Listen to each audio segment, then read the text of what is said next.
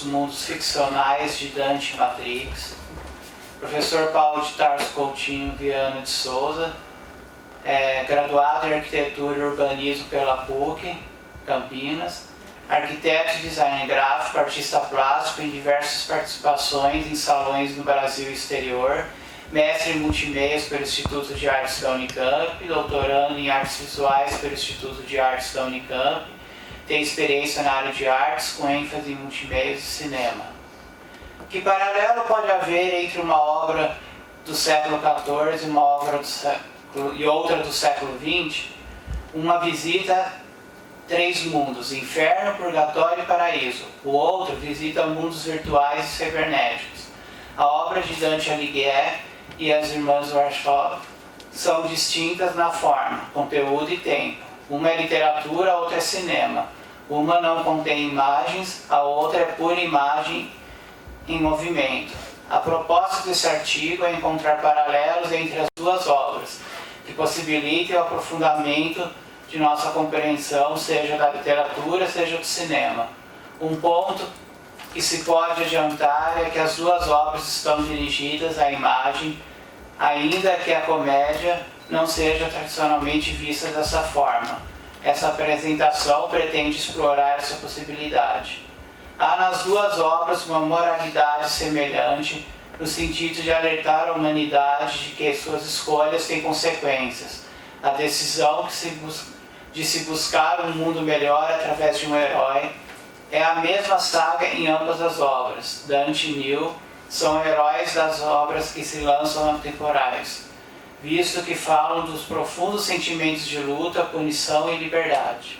Bom dia a vocês. Em primeiro lugar, queria agradecer a atenção de talvez um dos mais brilhantes alunos do professor Ernesto Bocara, a quem eu tenho um certo apreço, no sentido de que ele me permitiu que eu chegasse ao quinto círculo do inferno, onde estão os rancorosos. E a minha vingança não termina. Você vê que a justiça, ela é assimétrica. Para um crime que ele cometeu há muitos anos atrás, da qual ele não tem muita consciência, a pena dele será eterna. Ele vai pagar o resto da vida por isso.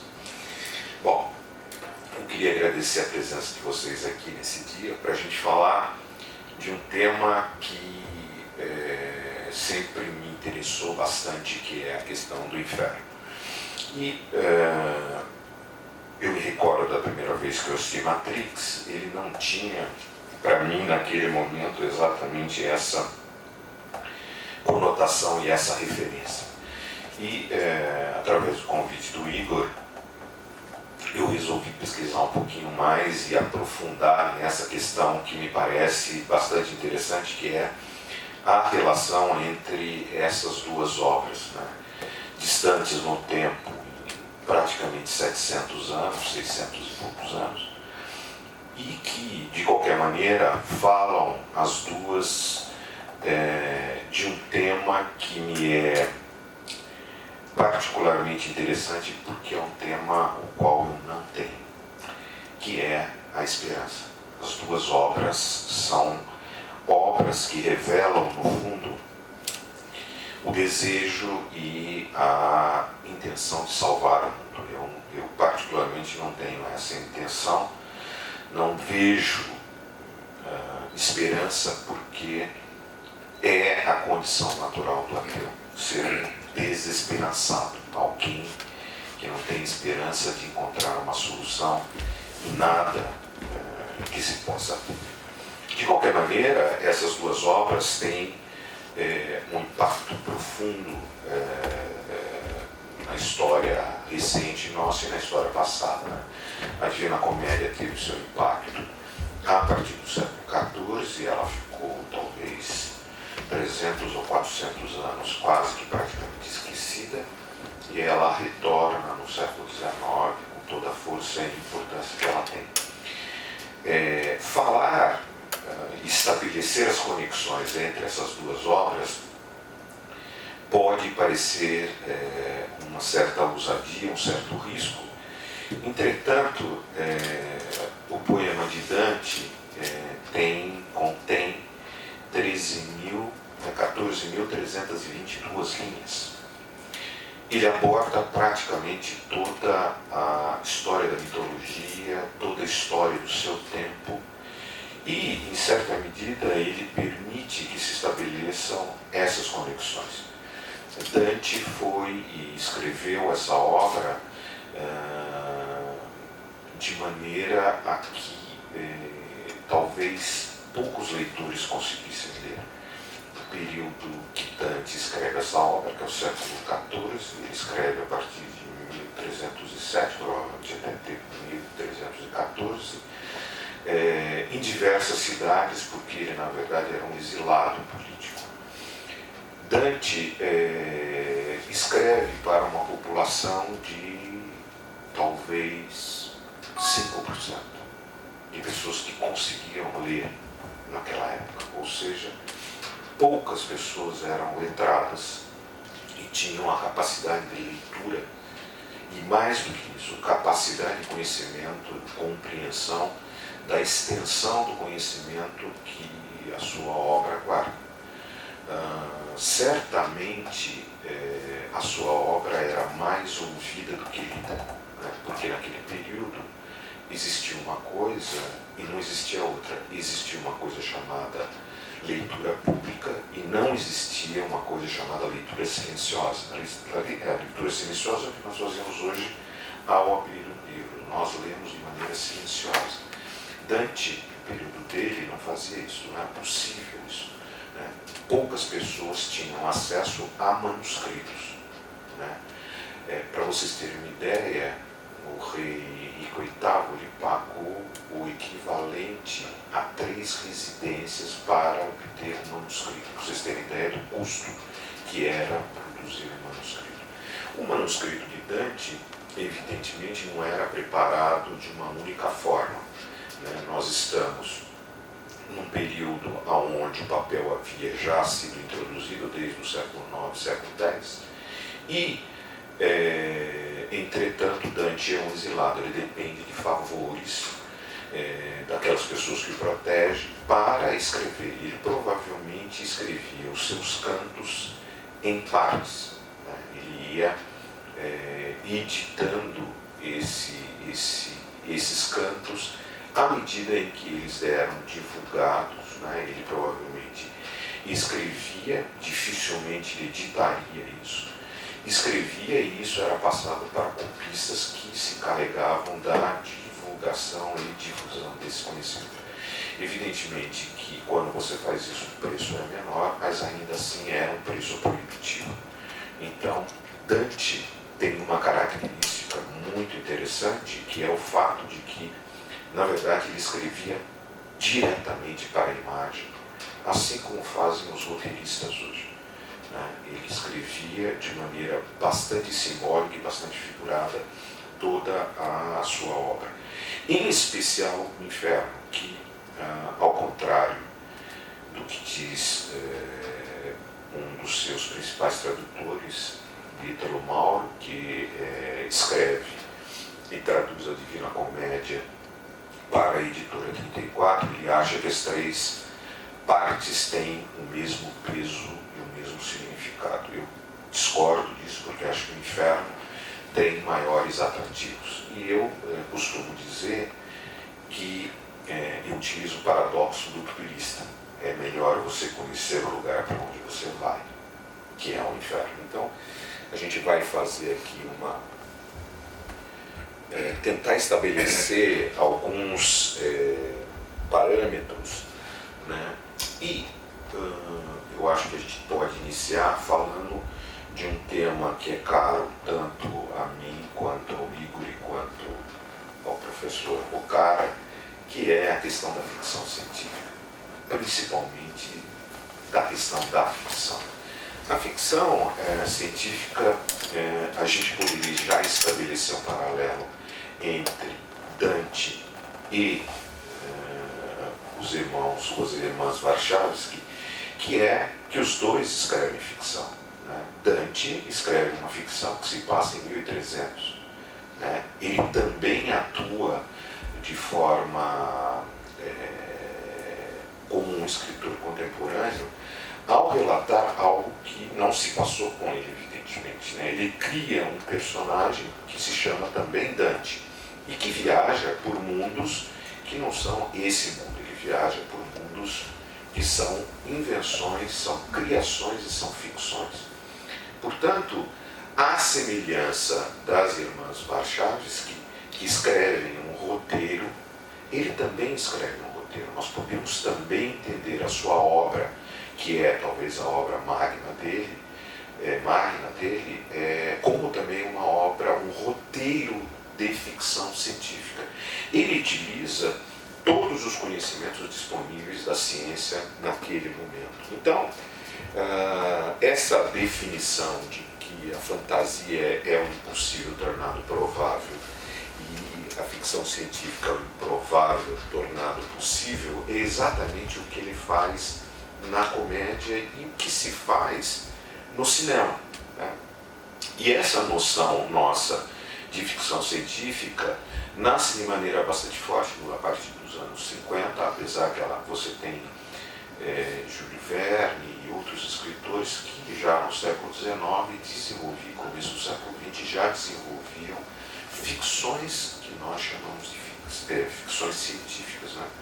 A ficção é, na verdade, uma forma da gente entender a realidade. Né? Isso que nos ensina Willem Flusser, né? Que a ficção é um método e um processo de você entender o que é a realidade.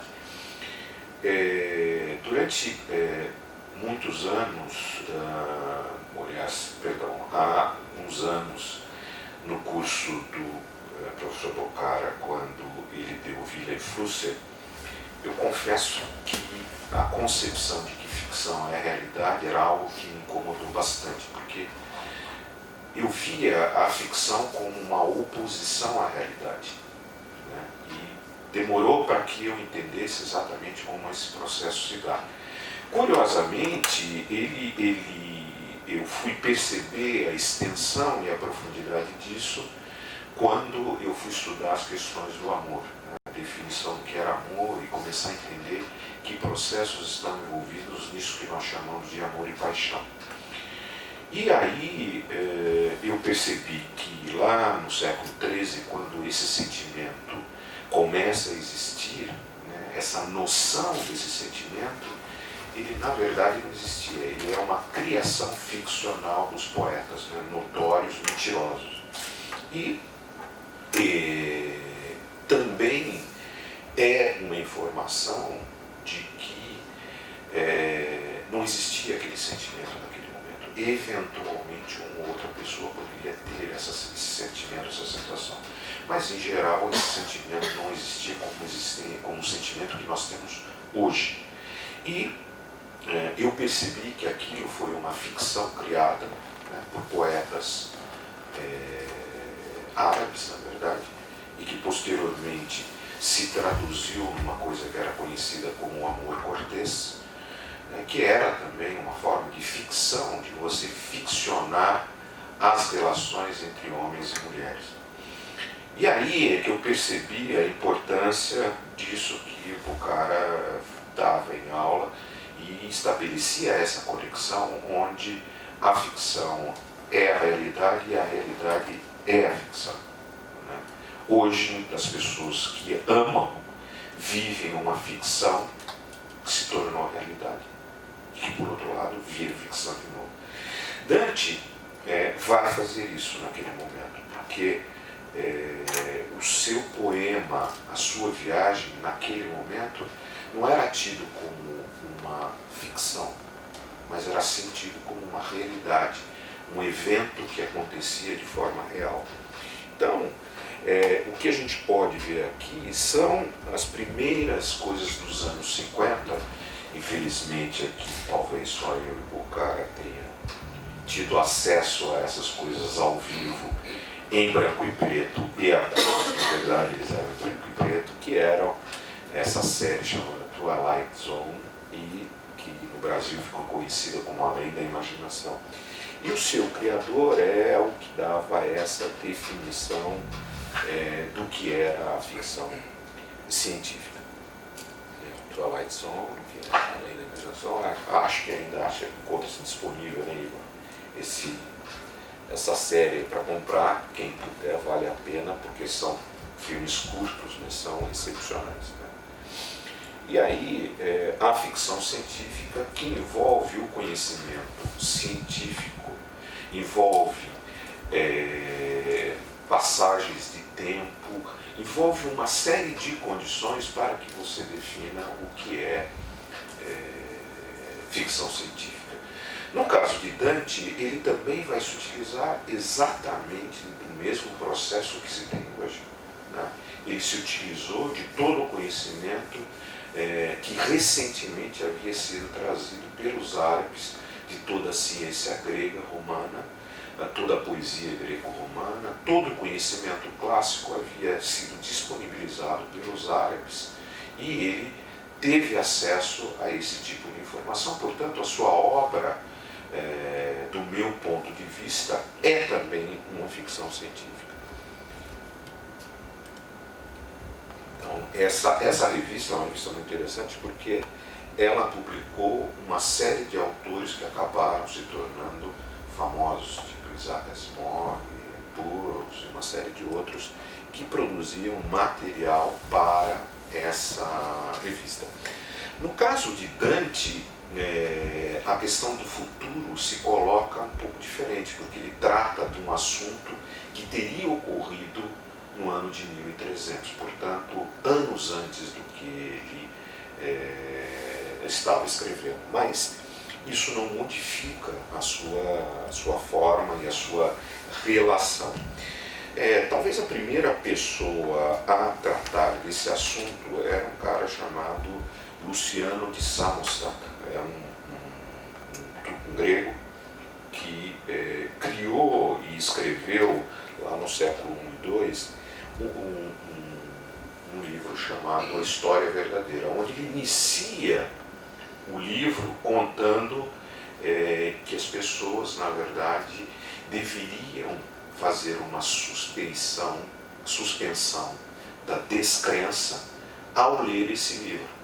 E que no final ele pede desculpas dizendo que ele também era um mentiroso.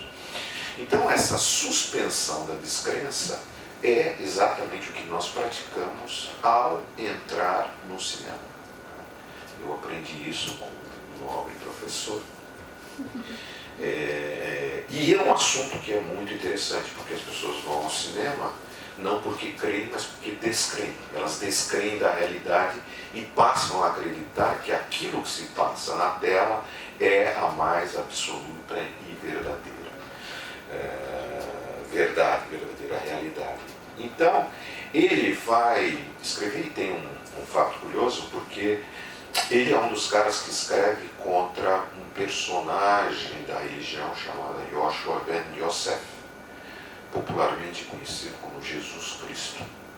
E ele escreve como era possível que as pessoas acreditassem nessa história. E isso vai dar uma definição do que é a religião, que é também a suspensão da descrença. No caso de Dante, ocorre o contrário. Ele suspende a descrença de que não existe um inferno, não existe purgatório, não existe paraíso, e que eles são, na verdade, existentes.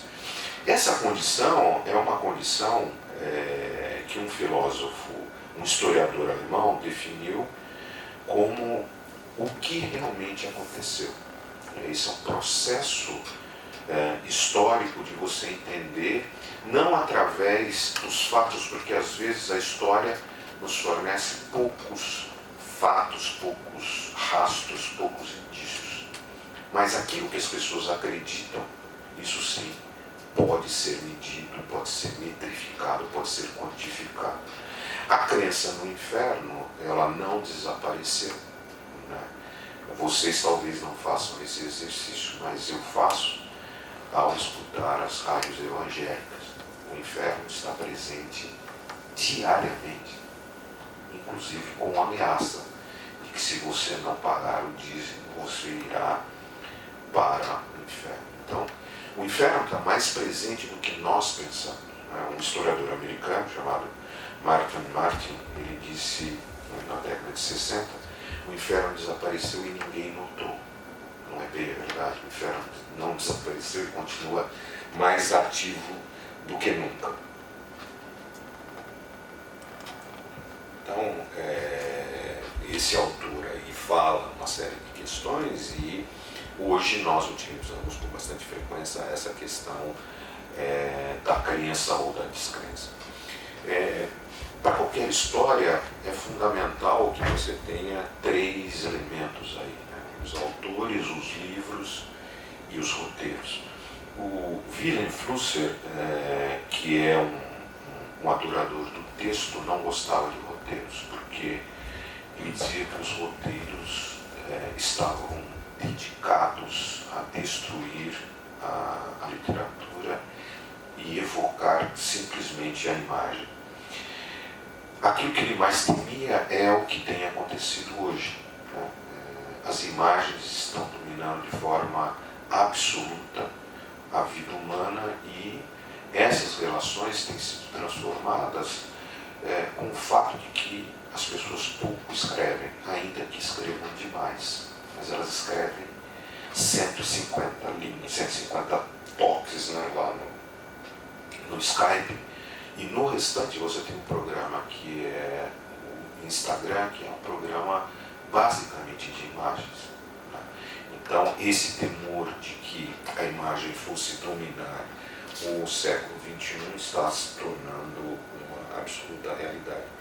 E a gente sempre confronta o fato de que Dante escrevia literatura e que talvez hoje em dia as pessoas não escrevam tanta literatura, no caso do cinema, né, quando escrevem roteiros, os roteiros estão direcionados absolutamente à produção da imagem. Tanto é que o roteiro praticamente é jogado no lixo após a sua produção, porque o que interessa, na verdade, é a imagem em movimento.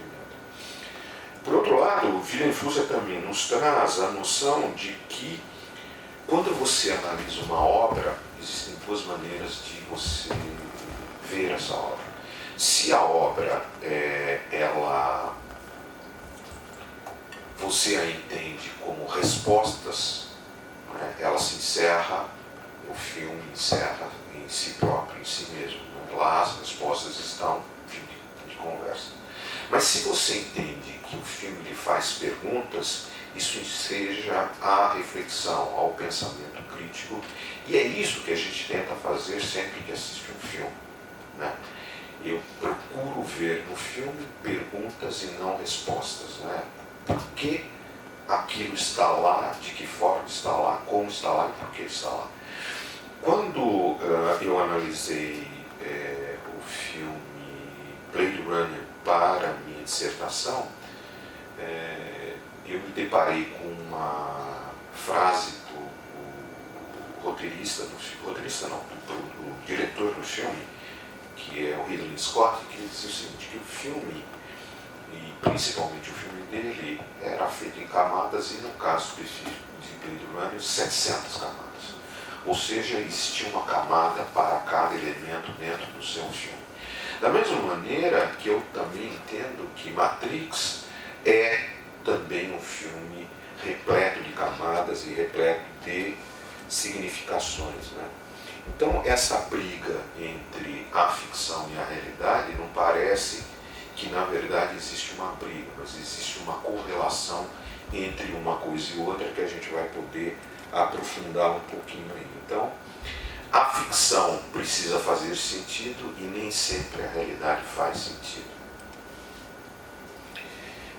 O primeiro filme de ficção científica é considerado Viagem à Lua, do autor francês Méliès, que inclusive criou uma série de efeitos que são utilizados até hoje.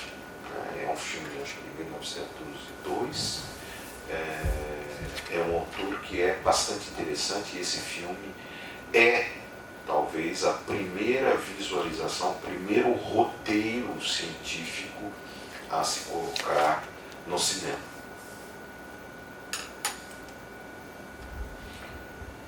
Não sei se vocês sabem, não sei se o Igor já falou disso, né? O fundo, a Matrix aí.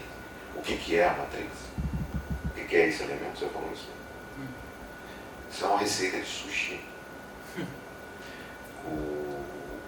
O artista gráfico que desenvolveu isso, ele queria criar algo diferente e ele percebeu no livro de receita da mulher dele que isso poderia ser feito. E o que está aí é uma receita de sushi, é um livro de sushis. Então vamos fatiar aqui um pouquinho.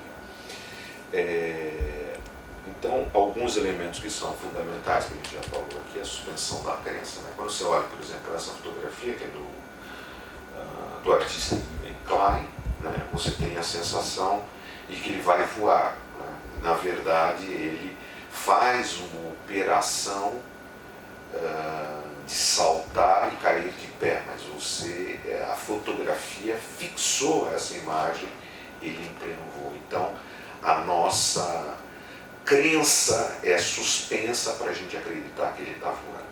No caso do cinema, ocorre exatamente a mesma coisa. Nós suspendemos a nossa descrença para acreditar o que se dá e acontece na tela. A segunda coisa é a questão do real. É uma questão que a gente sempre colocou nas nossas aulas aqui com o Pocara, e é sempre uma questão extremamente importante e interessante. Né? O que é aquilo que nós chamamos de realidade? O filósofo Immanuel Kant dizia que era impossível você saber o que é a realidade. Por quê? Porque são fatos. Né? Ou seja, cada um vê um fato de um ponto de vista. Portanto, a verdade seria inacessível. Diversos filósofos na história colocaram isso, Platão também colocou isso, ou seja, nós só podemos ver sombras, nós não vemos a realidade tal qual ela é. Da mesma maneira, quando nós assistimos um filme, a realidade não é exatamente aquilo que está lá, mas ela serve de reflexão para a realidade. Né? Esse vídeo que você apresentou hoje aqui é especialmente interessante, exatamente porque tudo que está lá é o que está acontecendo. Né? É um filme antecipatório, porque as cenas que estão ali estão acontecendo no dia a dia. Aconteceu agora na China, em Hong Kong, aconteceu em São Paulo, acontece em qualquer lugar. Né? Então, a ficção vai se tornando de forma mais grave a nossa realidade. Né? Então, a ficção, no caso aqui da cadeira, é que essa não é uma fotografia da cadeira, mas é uma ilustração da cadeira. Então, nós devemos compreender a realidade nos seus diversos níveis, nas suas diversas significações. É isso que permite que a gente encontre e faça uma reflexão mais crítica a respeito da realidade. Esse trabalhinho aí é baseado no trabalho de um artista nos anos 60, se não me falha a memória, aonde ele apresenta 3 cadeiras, uma é uma cadeira real, outra é uma fotografia numa cadeira e outra é uma definição da cadeira. Portanto, são as 3 cadeiras, ou seja, são as 3 ordens que nós devemos sempre investigar em busca de uma reflexão mais profunda. Então aí nós temos entre Matrix e Dante dois polos aonde a gente pode analisar. No caso de Dante ele escreve um poema e no caso de Matrix se escreve um roteiro. Né? O roteiro de Matrix hoje vale alguma coisa pela fama que o filme alcançou, mas não pelo produto roteiro, né? Que ele pode ser jogado no cesto do lixo logo após o filme. Então, as irmãs Warshawski, elas têm uma longa história envolvida dentro do cinema, na produção de filmes e também de roteiros. Então, séries do Netflix com grande impacto são produzidas e às vezes roteirizadas por elas. No caso do nosso companheiro aqui, Dante, né, ele vai escrever uma comédia, ela se chama comédia por uma razão simples, que é como os gregos entendiam comédia.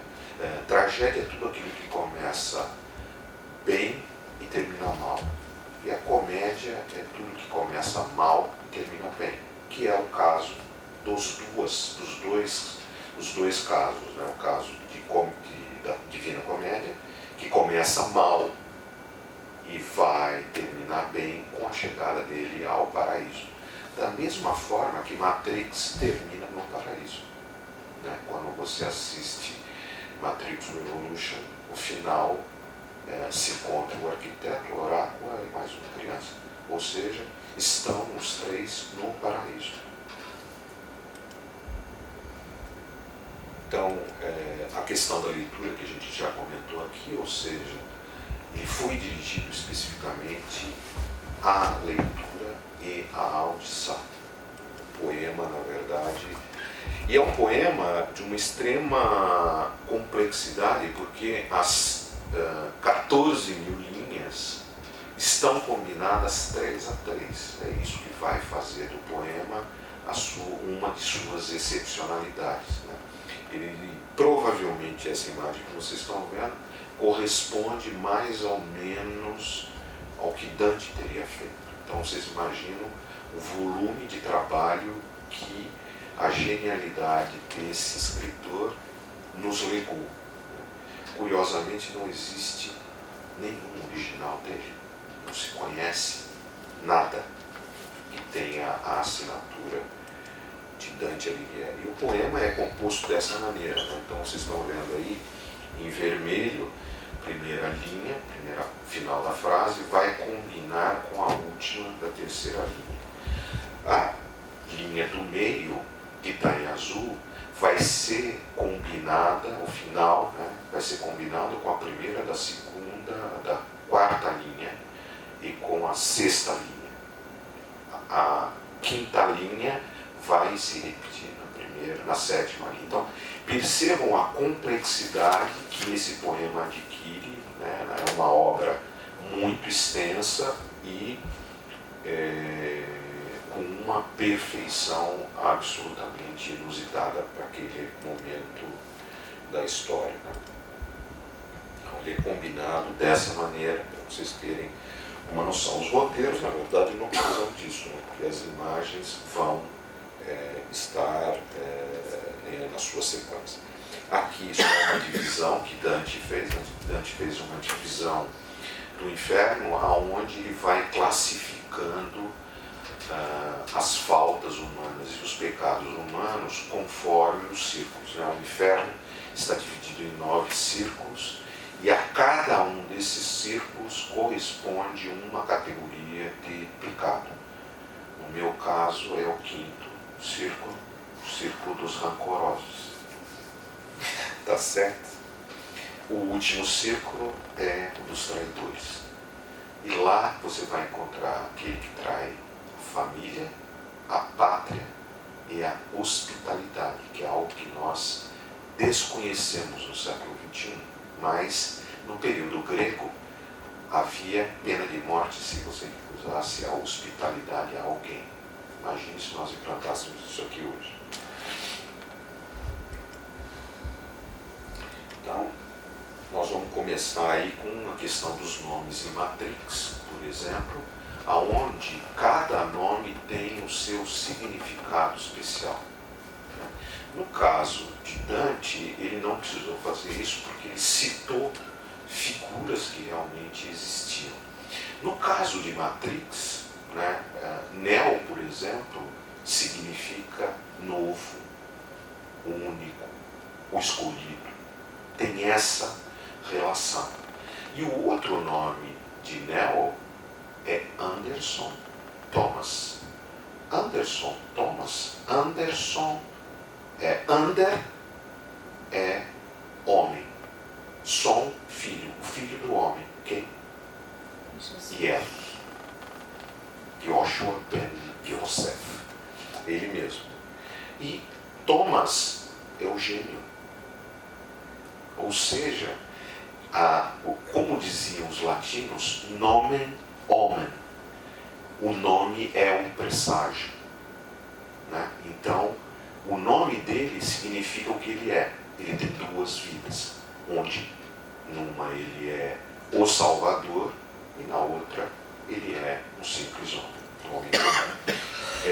Orfeus é o agente do sono, Deus do sono. E se a gente perceber, tanto na Divina Comédia quanto em Matrix, o sono ocupa um lugar todo especial. Né? Após a abertura do filme, aonde os policiais entram naquele hotel, Neo está dormindo e acorda de repente. O começo da Divina Comédia é exatamente assim. Ele acorda no meio de uma floresta sem saber como é que ele chegou lá. Então, o sono vai ocupar nas duas obras uma importância que é bastante fundamental. Existe um aspecto que eu até abordei na minha dissertação, que é de que forma Dante passa os diversos níveis do inferno. E uma boa parte delas é através do sono. Ele dorme e acorda em outro lugar.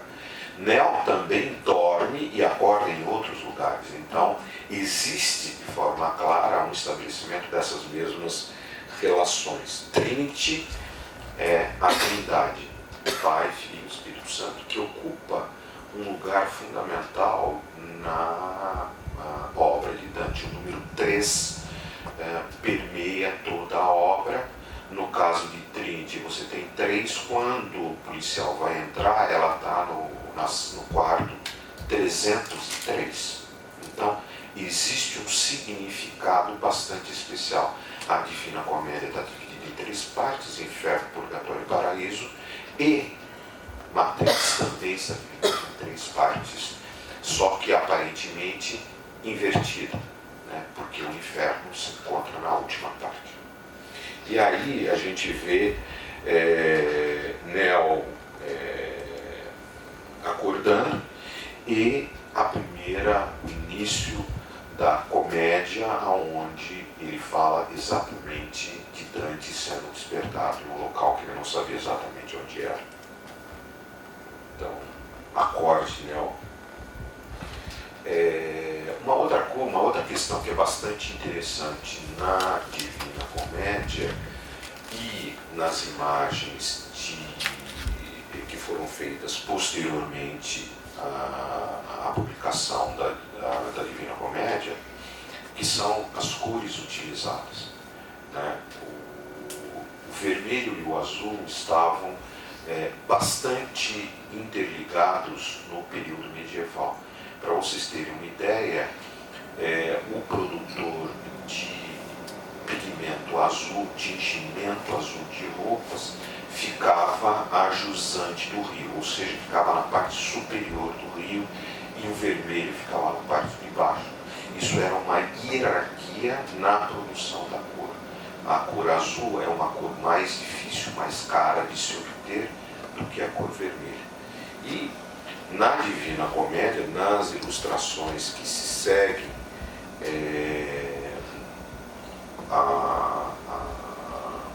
representações da Divina Comédia, o vermelho e o azul aparecem de forma bastante expressiva e ao longo do tempo.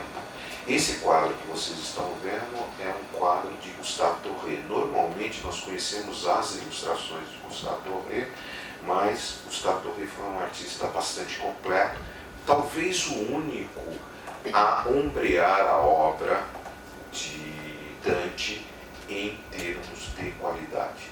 Né? Então essa é uma pintura e vocês podem perceber que Dante traja vermelho e Virgílio azul.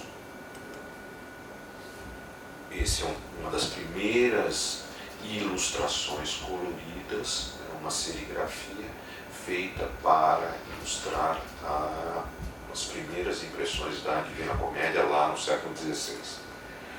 E esse quadro é uma ilustração de Dante que curiosamente contém as cores, todas as 3 cores que estão conectadas ao filme: vermelho, azul e verde.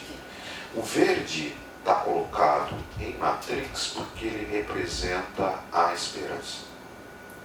Então, vocês vejam que isso se mantém nessa relação. Ali está um detalhezinho escrito de que maneira Dante enxergava as cores dentro do poema. Aparece essa questão que poderia ter tido qualquer outra cor, mas os autores ou autoras buscaram alguma referência para colocar azul e vermelho. Isso não é uma resposta, mas na verdade é uma pergunta, né? Por que eles utilizaram essas 2 cores e não outras cores? Então, o verde aí significa a esperança. Uma outra questão é a questão de que nas 2 obras há um Salvador, né? Na comédia, o próprio Dante é um Salvador, né? Ele se incumbe de uma missão que é salvar a humanidade dos descaminhos que ela havia tomado nos últimos séculos. Ele busca o bem, ele busca a bem-aventurança. Não é outra coisa que Neo está procurando. Neo está procurando também exatamente a mesma coisa. E se colocam os 2 no papel salvador. A imagem que está aí não é, evidentemente, do Cristo, é uma imagem de alguém, é um dos círculos do inferno, onde são castigados da mesma forma que Cristo foi. Esse personagem é o Caifás, se não me falha a memória, que foi um dos que julgou e condenou Cristo à morte. Então vejam a qualidade da ilustração, né? Doré fazia isso em madeira, não é metal. É isso que mais surpreende a gente. E essa cena é uma das cenas de Matrix, acho que é Revolution, né? E aonde o personagem aparece com os braços estendidos como se fosse crucificado.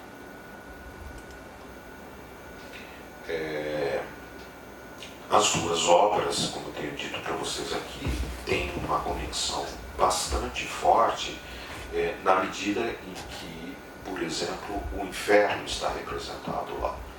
Em primeiro, essa cena onde aparece uma estação do metrô que está escrito Mobile, é na verdade um anagrama de limbo, que é o local aonde estão aqueles que não foram ainda devidamente julgados.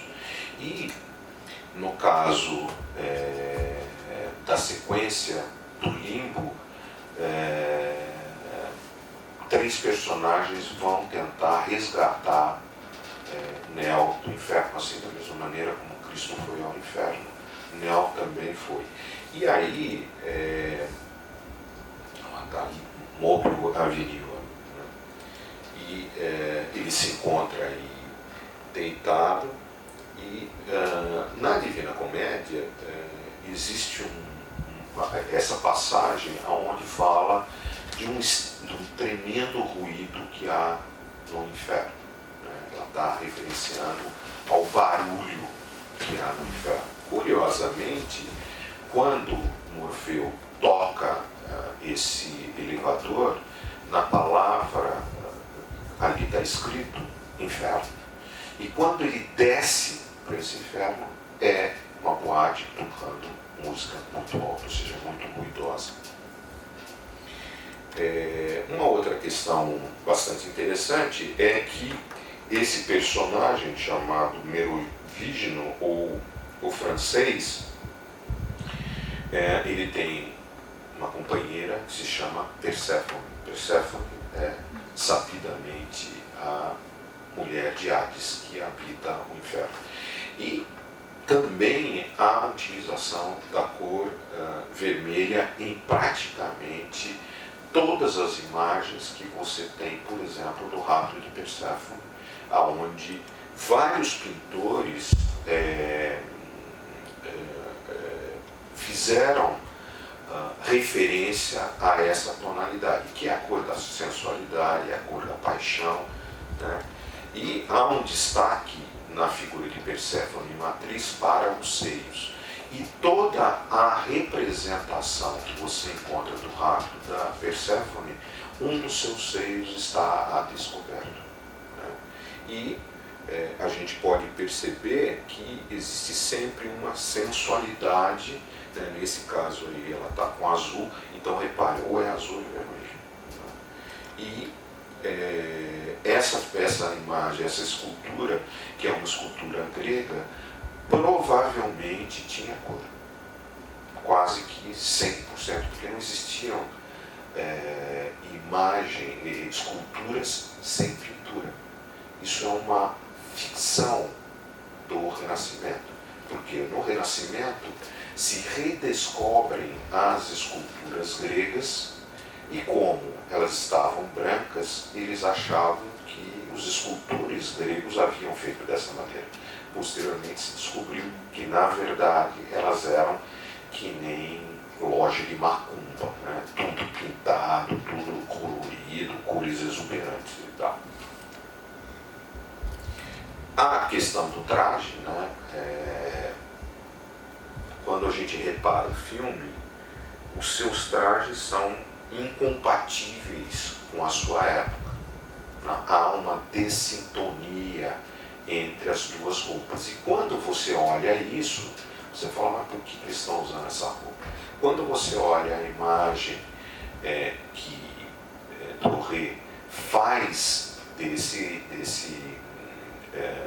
dois personagens, você vai perceber que eles utilizam a mesma roupa, né? O mesmo tipo de vestimenta.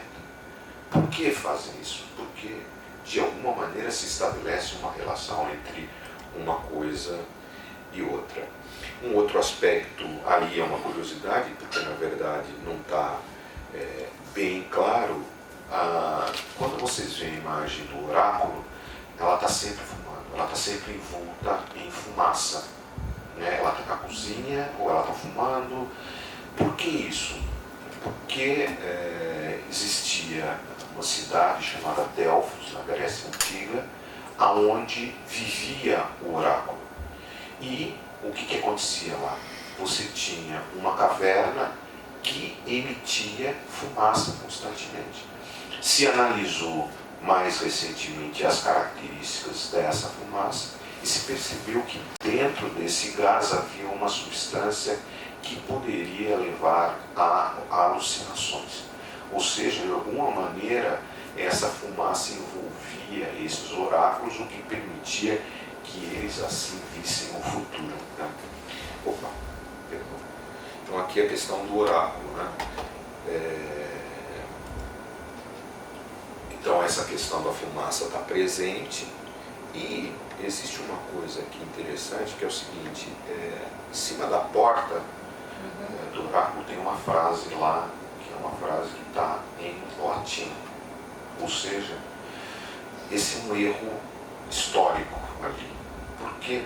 Porque em Delfos nunca teve escrito em latim, estava escrito em grego.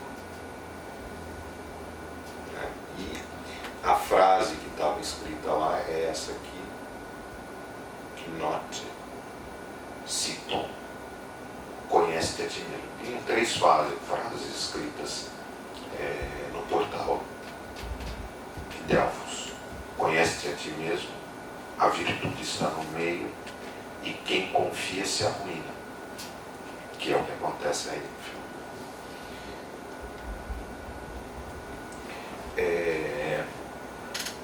Vocês perceberam que no começo do filme é colocado no Neo um transmissor dentro do seu umbigo. O umbigo ocupa um lugar muito especial dentro da mitologia grega, né? É a questão do onfalo. Onfalo é umbigo em grego. E em Delfos havia uma pedra chamada onfalo. E essa pedra é essa pedra aqui, com uma cobra, que é a mesma quase figura que vai ser introduzida no umbigo de Neo.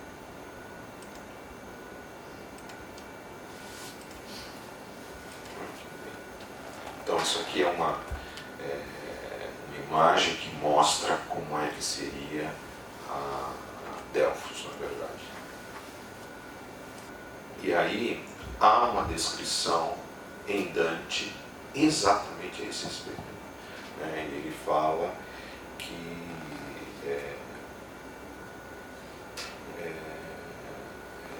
onde ele fala a questão da serpente de 6 pés.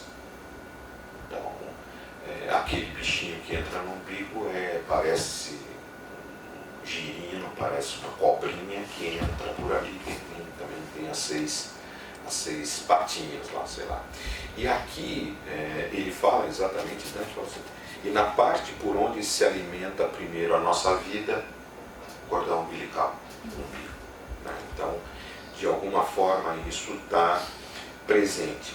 Existe uma cena do filme onde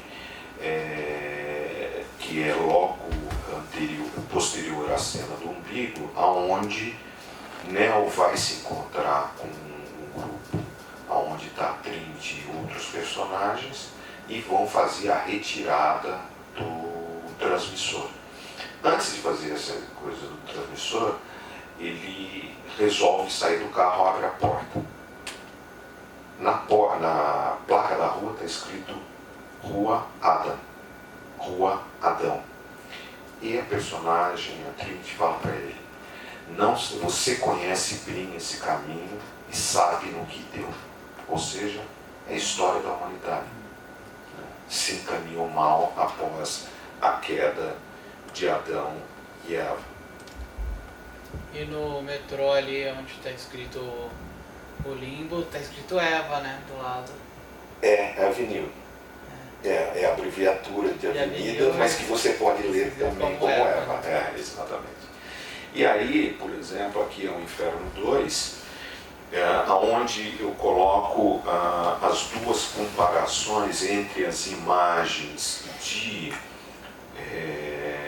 Matrix e as representações que alguns artistas fizeram. Todo pesquisador escolhe o anzol do peixe que quer pegar, evidentemente, mas a maioria das imagens e das representações do inferno tem a cor escura ou avermelhada.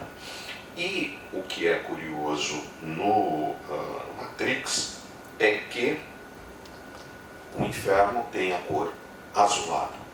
Né? O azul, na verdade, foi a primeira cor do capeta. A primeira cor que se pintou o diabo é azul, não é vermelho. O vermelho veio posteriormente. No século XIII, o azul foi escolhido como a cor de Nossa Senhora e com isso houve uma alteração, uma modificação do significado e do sentido dessa cor. Então aí a gente vê ele olhando e observando o inferno e a gente vê como alguns autores, alguns pintores, esse é um pintor inglês do século XIX, que pinta com tonalidade, esse Hieronymus Bosch, mas vocês vejam que ele tem o amarelado, o avermelhado, e esse é o mesmo autor do primeiro quadro, que se chama Martin, acho que é Thomas Martin. Então há essas duas comparações. Era isso que eu tinha para falar para vocês. Agradeço enormemente a atenção e agradeço o convite que Igor me fez para fazer essa apresentação aqui.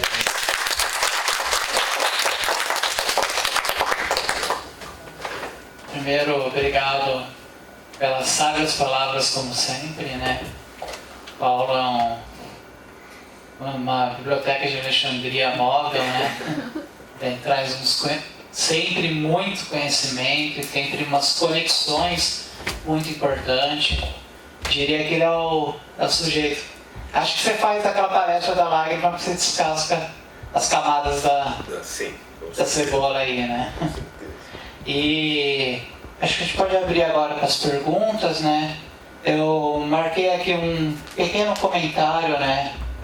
Que é a questão, né, que estava falando sobre essa relação, né, do poema do Dante, da numeração que ele faz para poder fazer as rimas, né? E eu achei interessante porque é uma coisa numérica, né, que tem a ver com códigos, né, tem a ver com Matrix, e eu vi muita relação disso em Matrix. Eu cheguei a ler alguma coisa sobre, eu fui buscar essas informações, falei, será que a pessoa que escreveu, acho que tem no Pílula Vermelha alguma coisa, o cara falando que tudo tem uma pequena relação, né, todas as cenas se relacionam. Eu fui buscar essas referências e símbolos que aparecem numa cena aparecem depois em outra, e parece que tem uma métrica representada no filme, né? Não sei se você chegou a ver alguma coisa dessa relação métrica no filme, mas eu achei interessante a hora que você falou do Dante e eu fiz essa ponte com a relação métrica do filme. Eu já li um artigo onde eles fazem uma relação bastante forte entre as numerações, entre os números que estão envolvidos dentro do Matrix e também em Dante, porque em Dante, por exemplo, o número 3 ocupa um lugar especial, né? Ele foi escrito a rigor 33 cantos cada pedaço, né? Inferno. Só que no inferno tem 34, porque 100 seria o número perfeito. E ele botou um canto a mais no inferno exatamente para dar o número 100. Se você tirar esse canto, você fica com 99, que é um múltiplo de 3. Tudo está ligado ao 3 por uma razão simples, que é a trindade divina, Pai, Filho e Espírito Santo. No caso de Matrix, né, eles fizeram uma coisa interessante, que a trindade é uma mulher, né? No caso do Espírito Santo, não tem sexo, é uma pomba, né? Você não sabe se é pombo ou se é pomba. Então, foi muito interessante essa modificação, mas de qualquer maneira ela personifica no seu nome essa trindade. Então, tudo tem uma ligação numérica, né? Então é bastante interessante. É que eu não quis, na verdade, me aprofundar nesse aspecto, porque à medida em que você vai escavando, vai saindo coisa, eu ia fazer uma palestra de 14 horas, que não ia dar certo, né? Eu já falo pouco, vocês sabem disso, então eu procurei, eu evitei também, porque eu acho que envolve também um pouquinho um conhecimento de matemática que eu não tenho. Eu tenho uma obsessão, como gosta de dizer o cara, pelos números, mas não pela matemática e nem pela geometria. Mas com certeza há essa conexão entre as duas coisas.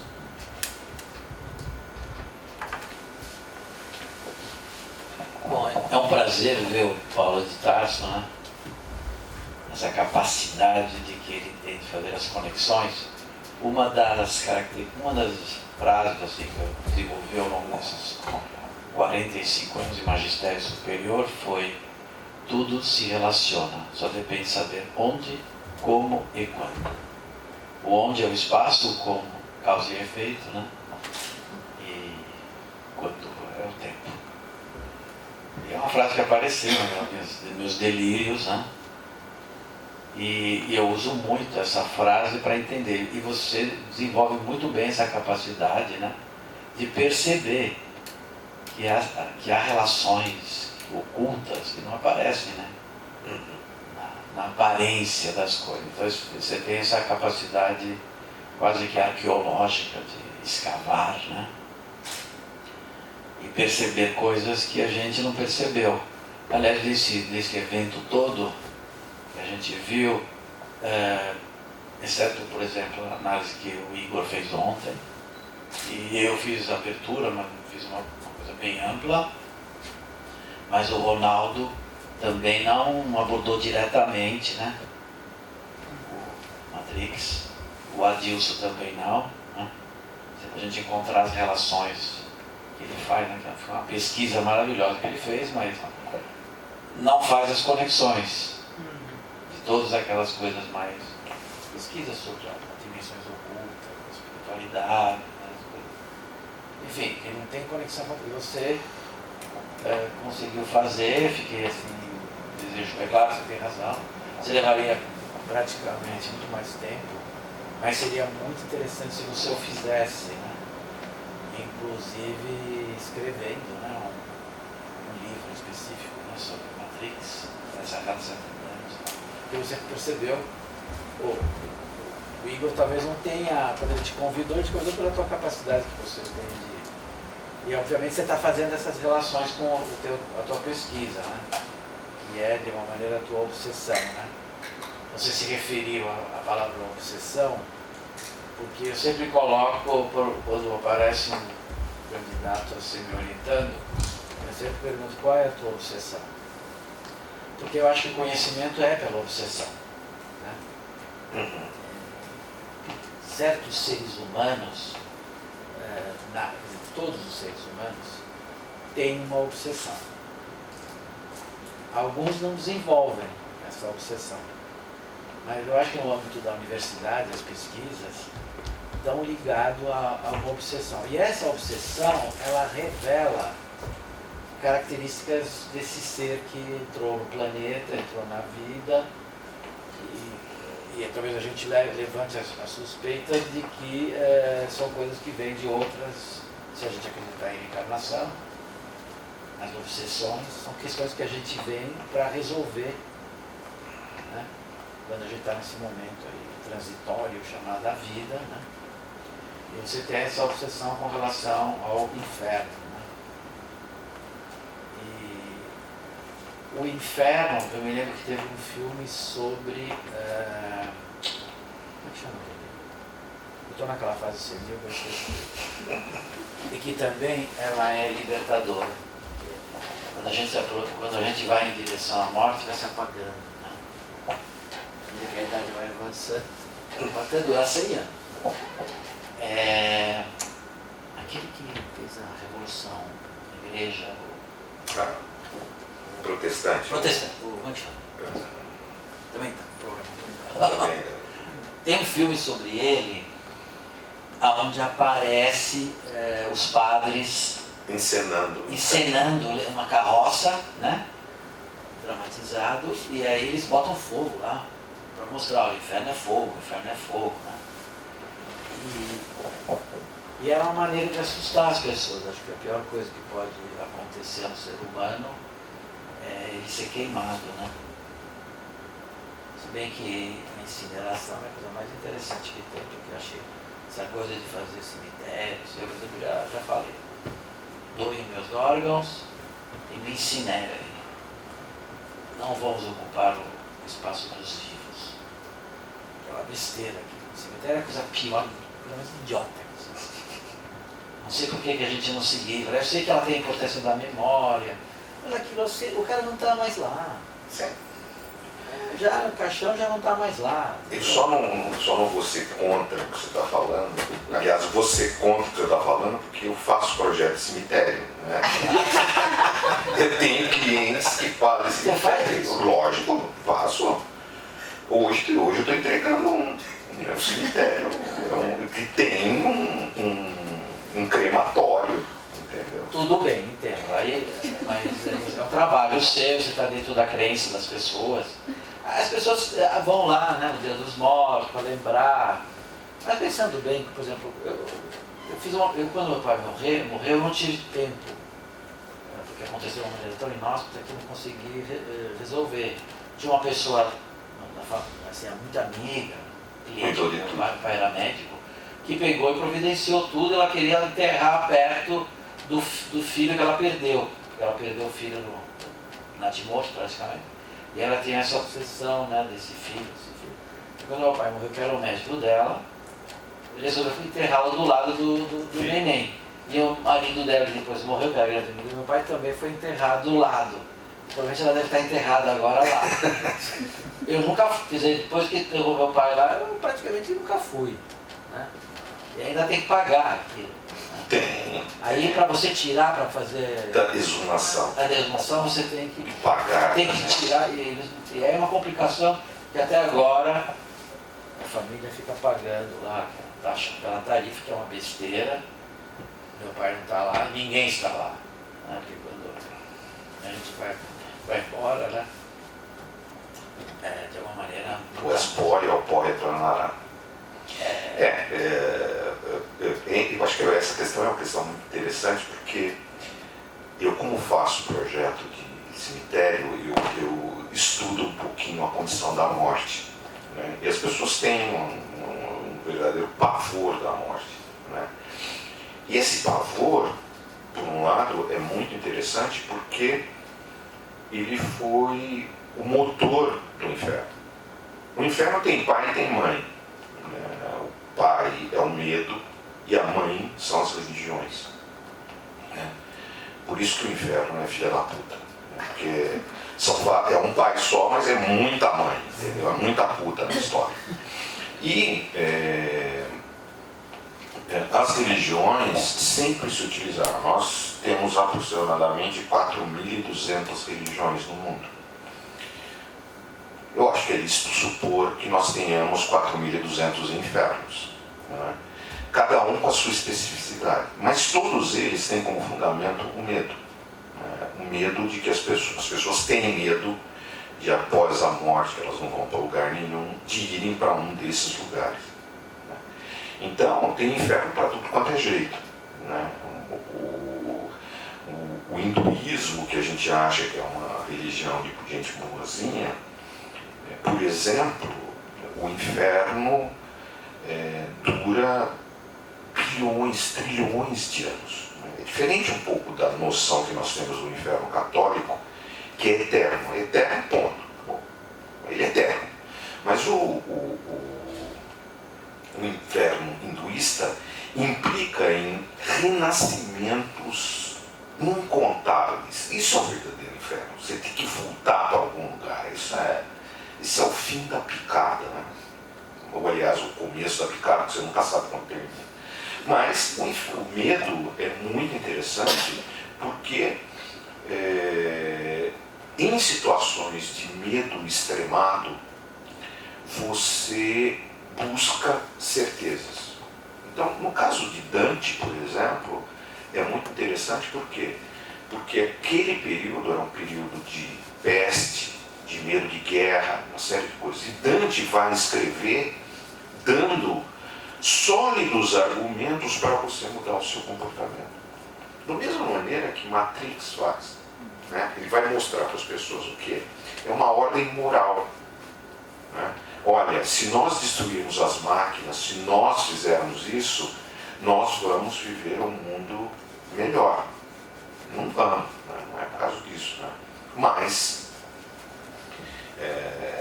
o filme e a comédia tratam essas situações com o mesmo peso. Então eu acho que é isso que é interessante a gente investigar essas relações para produzir uma coisa que na verdade é a minha obsessão maior, que é o conhecimento. Né? Na verdade, à medida em que a gente aprofunda naqueles assuntos, nós vamos conhecendo cada vez melhor, e eu acho que é isso só que pode melhorar o mundo. Essa é a única esperança que eu tenho, é a única, não tenho outra. Bom, então, na minha palestra, eu entrei dentro de um assunto que vem sendo uma característica, sendo uma coisa que dentro dessa perspectiva tudo se relaciona. Eu fui colocando, fiz uma abordagem semiótica. Você sabe que é a minha obsessão. Quando eu encontrei Peirce, 30 anos de Peirce, o que não quer dizer que tenha resolvido tudo aquilo, mas depois veio o Flusser, né? Minha paixão mais recente. E tem até um livro, né, sobre o diabo, né? Você deve ter. Interessantíssimo. Bom, eu propus uma coisa que me veio através do mesmo processo. Talvez o meu processo não seja tão ligado a essa coisa sua de escavação, que eu acho maravilhoso. Eu admiro o teu trabalho por causa da tua capacidade de fazer essa escavação, né? De você levar adiante essa ideia de tudo se relaciona e vai lá e descobre que de fato essas relações existem, assim como as duas irmãs. Não sei qual foi o processo criativo delas, mas de alguma maneira elas acabaram mexendo e fizeram conexões. Pode ser que essas conexões que você revelou é muito mais a posteriori do que a priori. Ou seja, pode ser que elas necessariamente tenham o caminho criativo delas tenha sido aquela história dos arquétipos do inconsciente coletivo. Que inclusive são dois irmãos que estão, enquanto o processo de Matrix está acontecendo, está tendo uma transformação na sexualidade delas. Né? Elas se transformam, não deve ser gratuitamente esse processo. Né? Elas estão insatisfeitas com seus corpos, né, que foram dados, né? E de alguma maneira isso aparece na projeção. Uma das coisas que eu coloquei, e que de alguma maneira eu acho que cria uma espécie de um fascínio, é naquela dualidade clássica do signo, né? Entre significante e significado. Eu sempre digo que o significado é a pedra preciosa dentro da ostra, a pérola dentro da ostra, né? O significante é a parte material, mas o que importa é a significação, que tem um papel de satisfator também, que está muito ligado ao conhecimento, porque você fazendo essa arqueologia que você faz, você está procurando significados, né? A significação.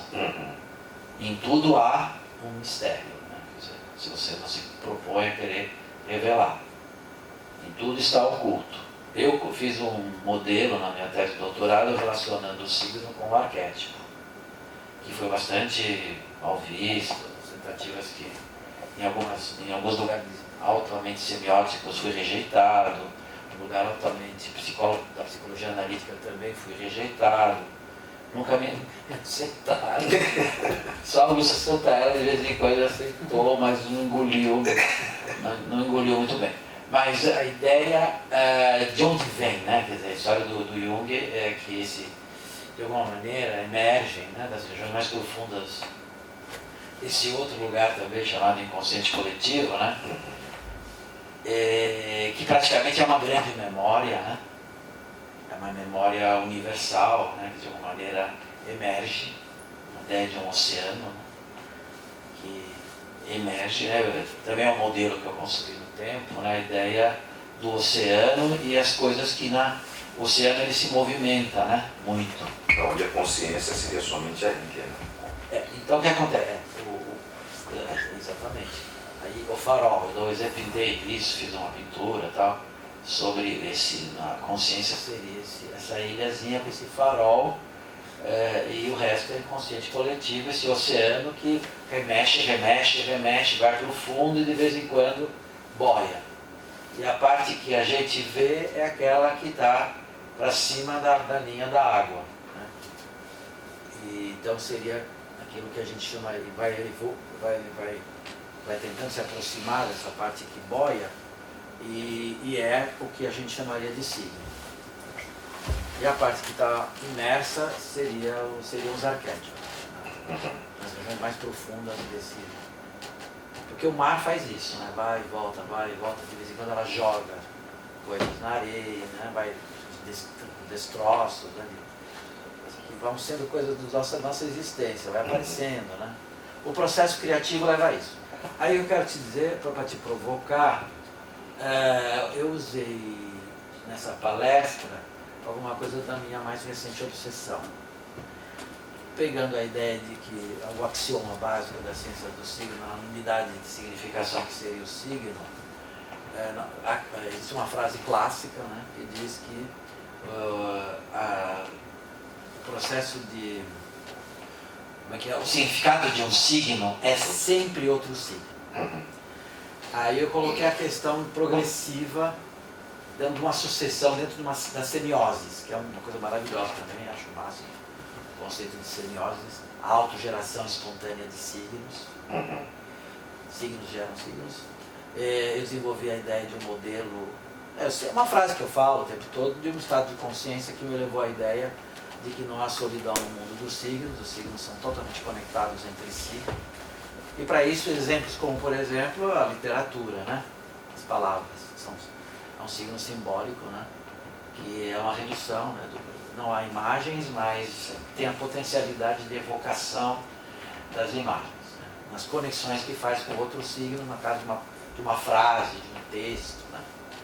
Então, o significado de um signo é sempre outro signo, o que significa que essas passagens através da nova tecnologia, que é essa das máquinas, né? Praticamente nós estamos introjetando, né? A Google, por exemplo, né? O exército de operários da Google ou de outros sites levam para esse sistema digital eletrônico coisas que estavam incorporadas em matérias, como pedra, né? A pedra da Roseta tem uma escavação, né? Dentro da pedra, uma inscrição, então o significante ele é matérico, fortemente matérico, né?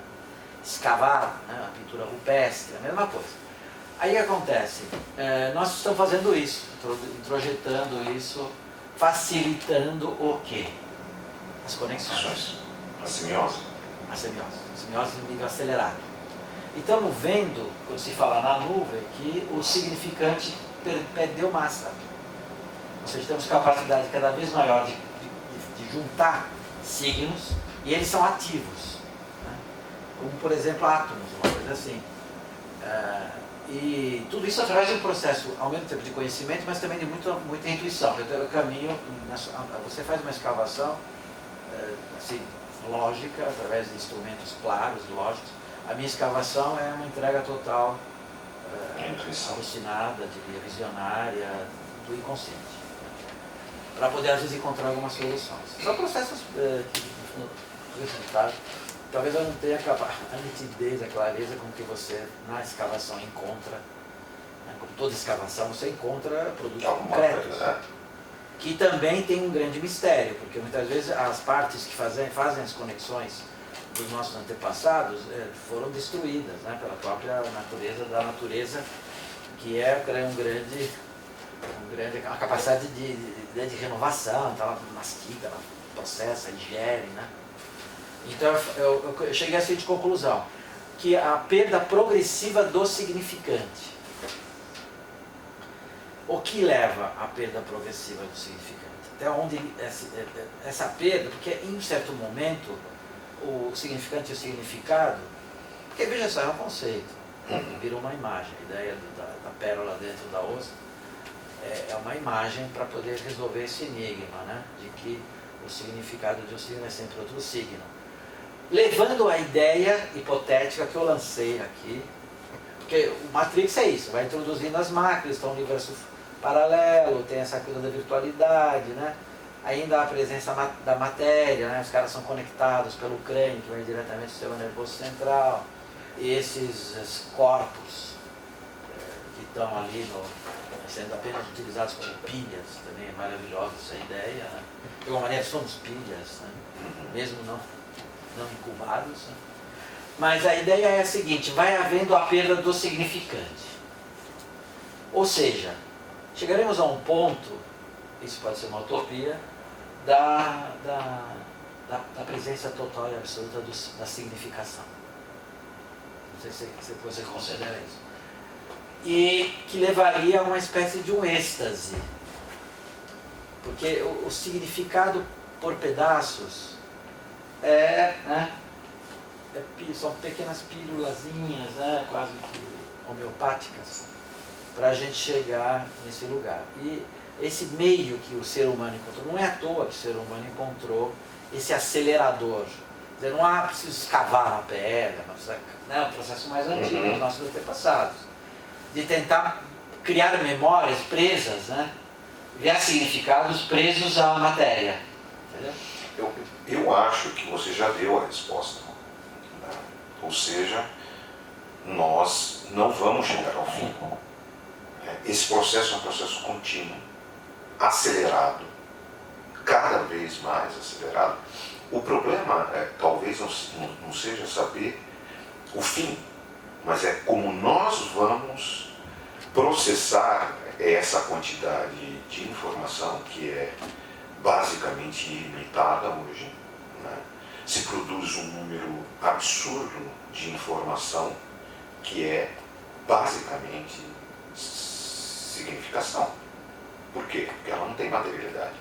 Ela está em bits e em breve estará em quabits, que são as condições de geração de informação a um nível impensável de velocidade, que é o computador quântico, né? Que a própria Google já fez com os seus funcionários na definição maravilhosa de Flusser, porque eles são funcionários, eles estão pondo o que é texto vai virar imagem, que vai virar texto, que vai virar imagem, só que isso é um processo com uma velocidade exponencial, né?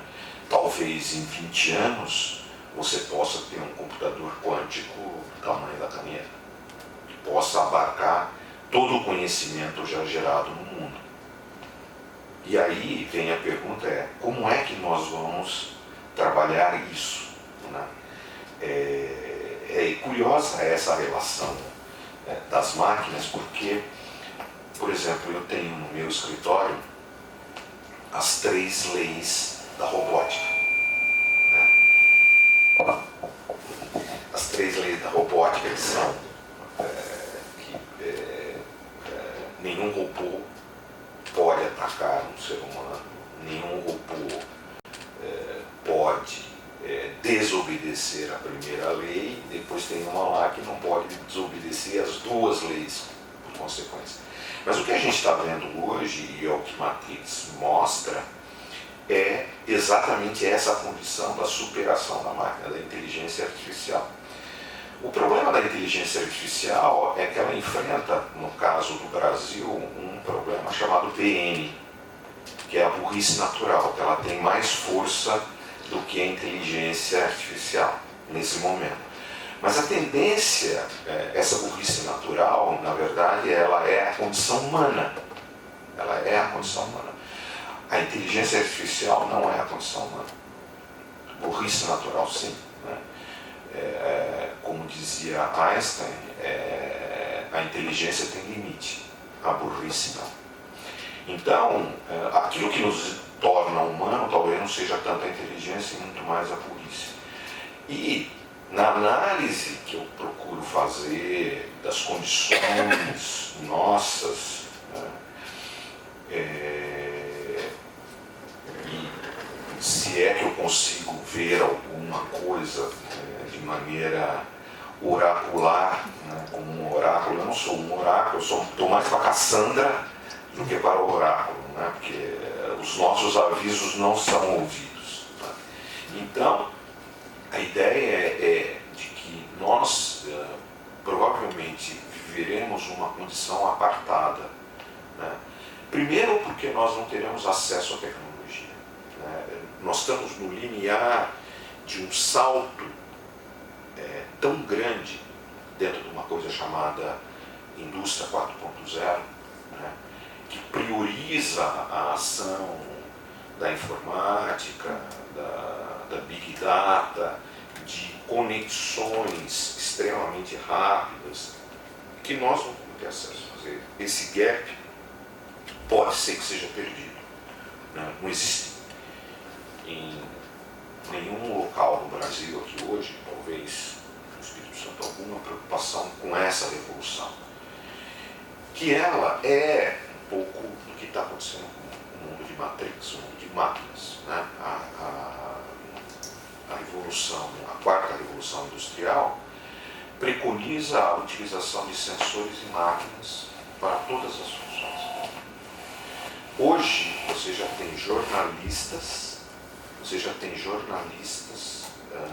perdão, você já tem jornais sendo escritos por máquina. Você tem inteligência artificial produzindo notícia. Filmando também, Já tem. No Google mesmo, né? É. A Google tem um sistema que os drones vão detectando situações que estão acontecendo e já mandam para a publicação. Existem condições que estão sendo colocadas. Eu, há 2 anos atrás, participei de um congresso na Embraer. E uma empresa familiar, eles movimentam 280 milhões de euros, quer dizer, 1 bilhão e pouco. Quantos funcionários? 9. O resto foi tudo eliminado. O grande problema nosso é que nós vamos nos tornar pilhas, porque não haverá emprego para todo mundo. Nós estamos vivendo o desaparecimento do emprego. E talvez o único emprego que sobre seja o de pilha, porque não haverá local para você trabalhar.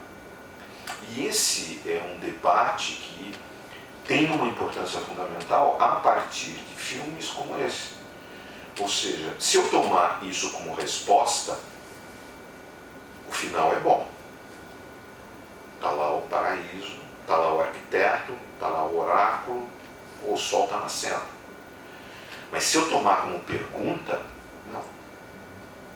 Nós vamos enfrentar um problema que eu diria de proporções humanas nunca vistas na história.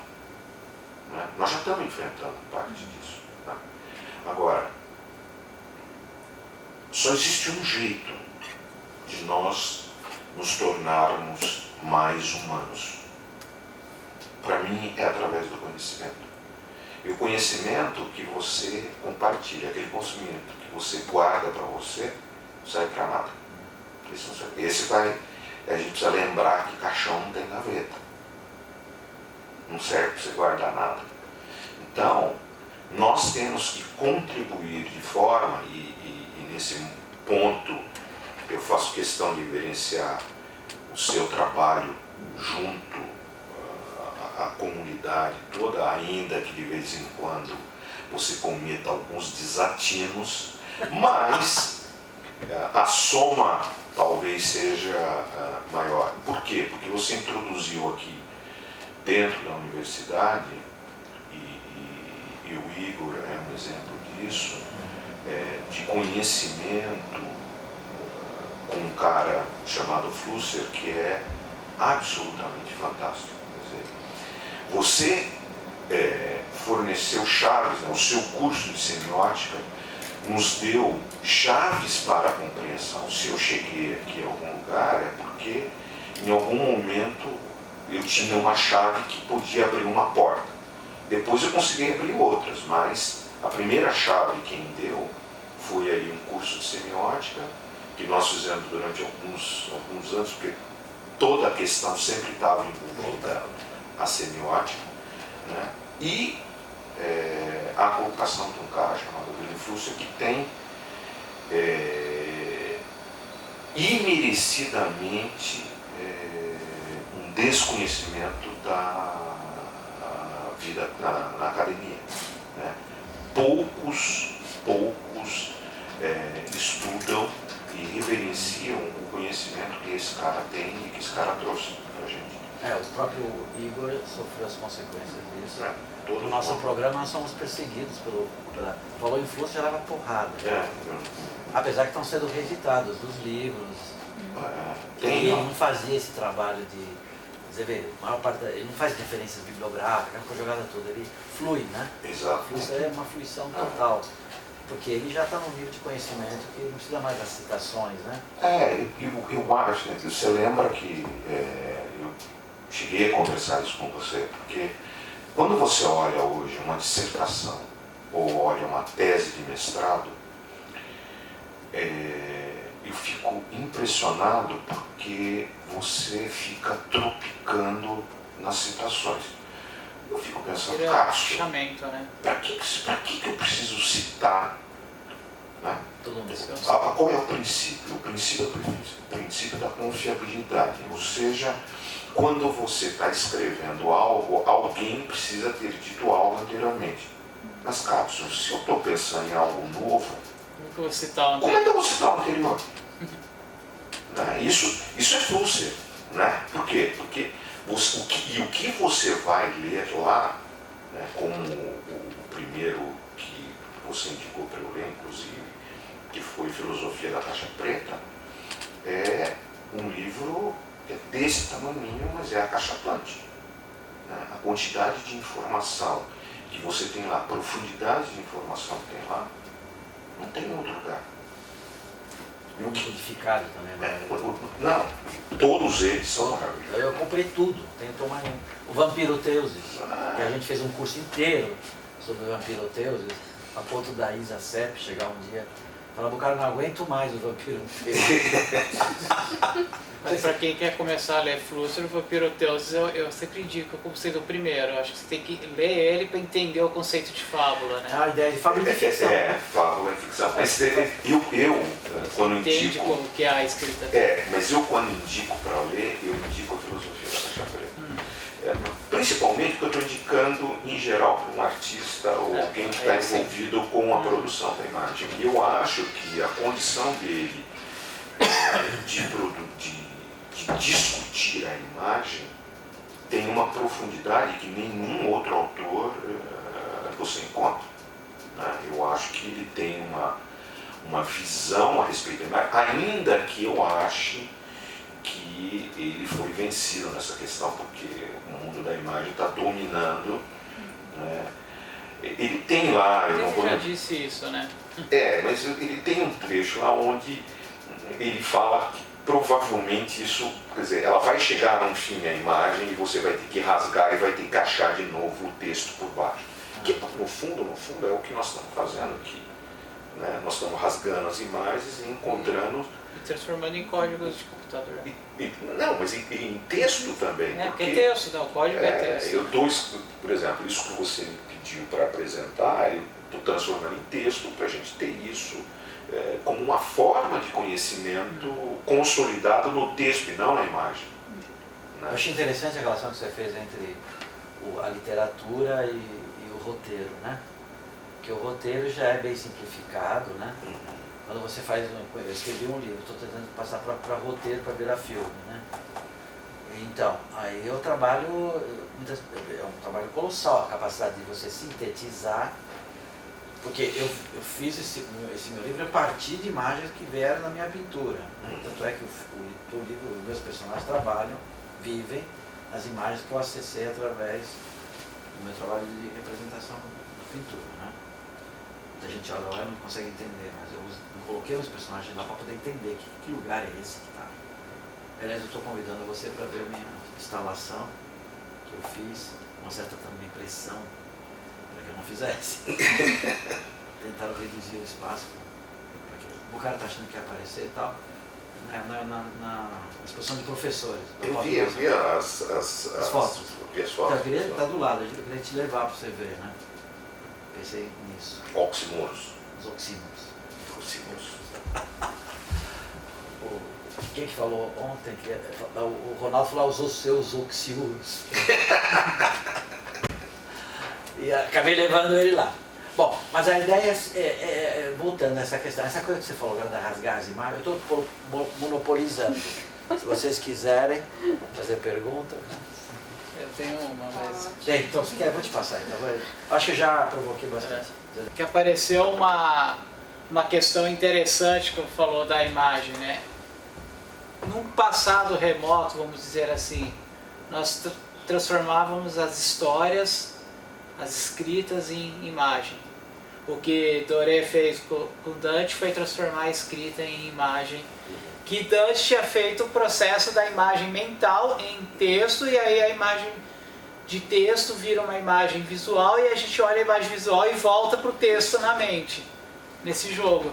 E tem os dois personagens lá, os dois irmãos da Matrix lá, os que nasceram fora da Matrix, o Mouse e o Tank, que eles olham os códigos e veem imagens.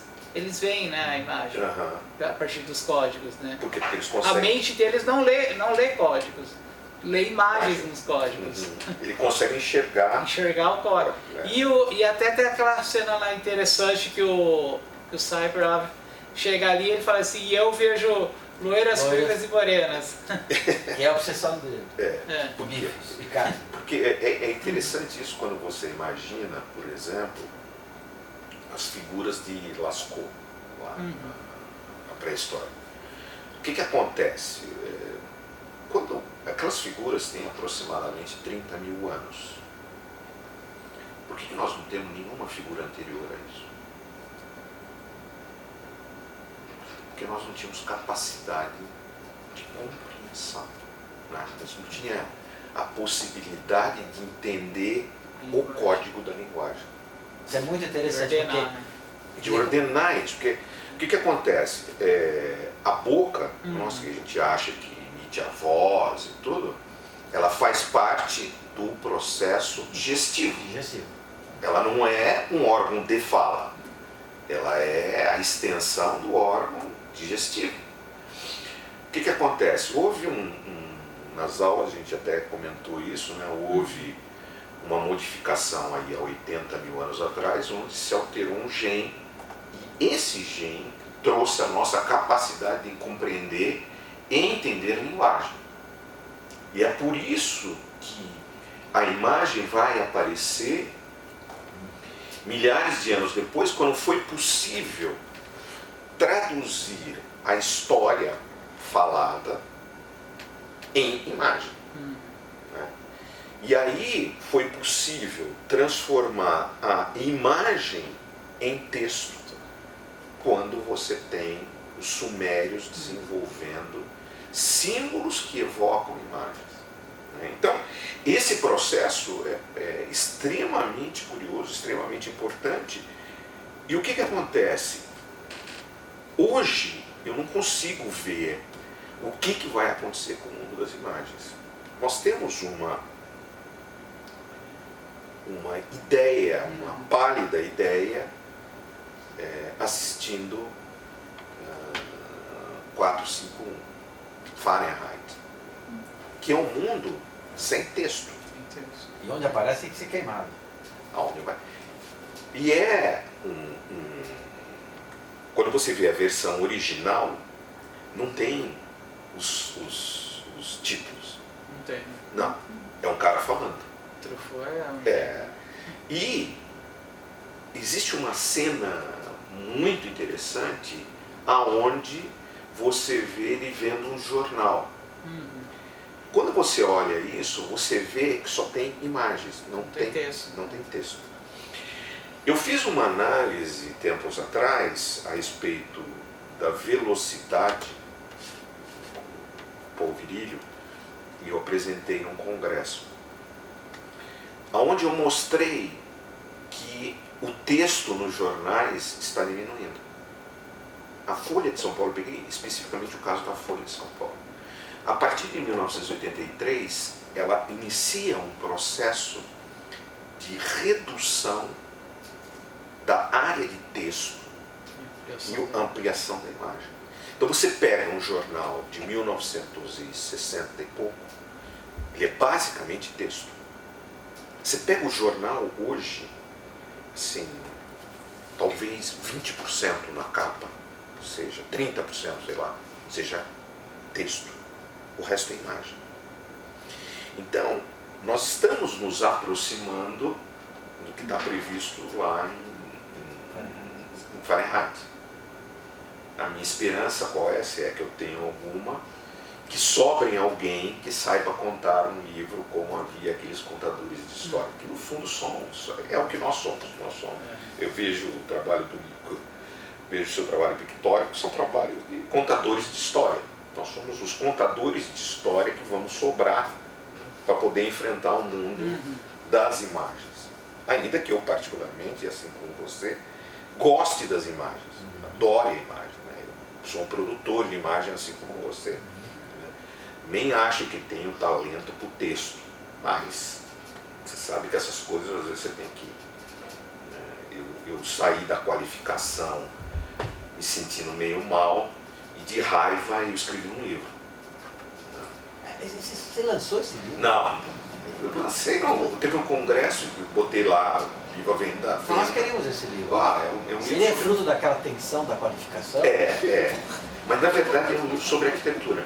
Mas eu fui a causa desse sofrimento, sobre Um pouco, qualificação? um pouco. Você, Fui eu que dei menos pecado.